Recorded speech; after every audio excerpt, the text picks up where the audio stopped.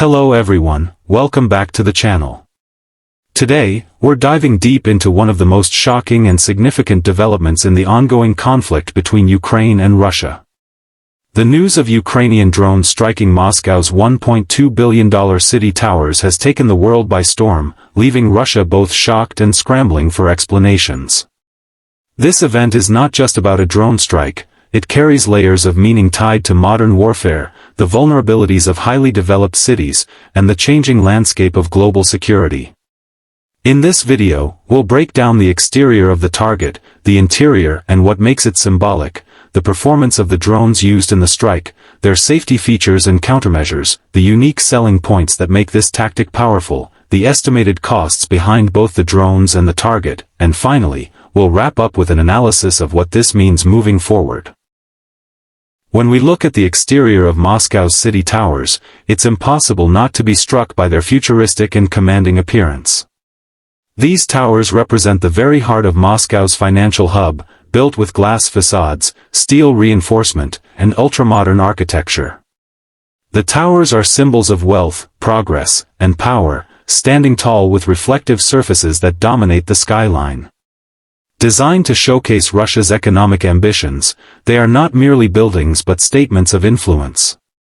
For Ukraine to successfully target such a high-profile site from hundreds of kilometers away demonstrates more than just military capability, it strikes at the image Russia projects to the world.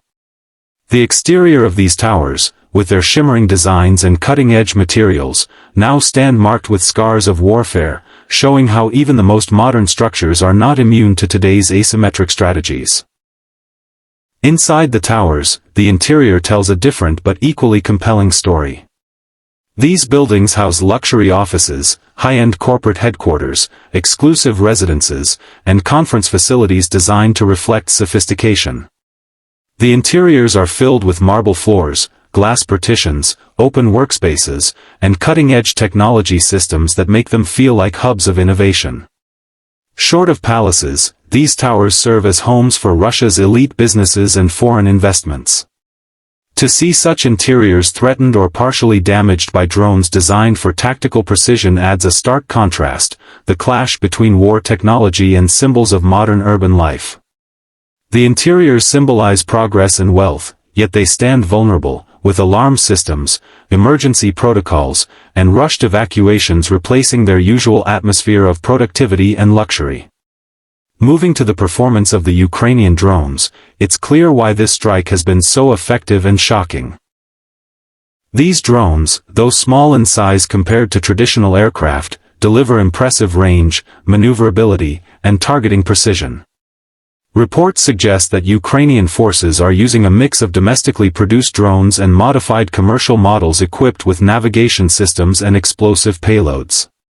Their performance lies in their simplicity and effectiveness. They can bypass traditional radar systems by flying low and using stealth tactics. Unlike conventional weapons, drones can be deployed rapidly, require minimal personnel, and offer real-time control and adaptability. Their performance during this strike has once again highlighted how drones can redefine modern conflicts, turning relatively inexpensive technology into strategic game-changers against multi-billion-dollar infrastructures. Safety features of these drones also deserve attention, not from the perspective of protecting civilians, but in how they are designed to ensure mission success. Many of these drones include automated navigation systems, GPS guidance, collision avoidance sensors, and fail-safes that allow them to continue their trajectory even when communication is jammed. They can be pre-programmed to follow specific routes and altitudes, making them harder to intercept. From the operator's side, safety features also ensure that the drones can be controlled from secure, remote locations, reducing risks to personnel. On the defensive side, however, Russia's existing air defense systems appear to have significant gaps when it comes to low-flying, small-sized drones. This makes the safety mechanisms of the drones even more powerful, as they can bypass billion-dollar anti-missile shields with relatively simple designs. One of the unique selling points of these drone strikes is cost-effectiveness. When we look at the disparity between the price of drones and the value of the targets they can destroy or damage, the balance is staggering. A single drone can cost a few thousand to tens of thousands of dollars depending on its specifications, while the Moscow City Towers are worth over $1.2 billion. This asymmetry makes drones a uniquely attractive weapon in modern conflicts. They offer small investments with potentially massive returns in terms of strategic and psychological impact. Another unique selling point lies in their versatility. Drones can be adapted for surveillance, reconnaissance, communication disruption, and of course, direct strikes. Their ability to evade traditional defenses and create maximum media coverage also makes them not just military tools, but psychological weapons. The symbolism of striking a towering financial hub in the heart of Moscow goes far beyond physical damage. It delivers a message of vulnerability to a global audience. Now, let's look at the question of price.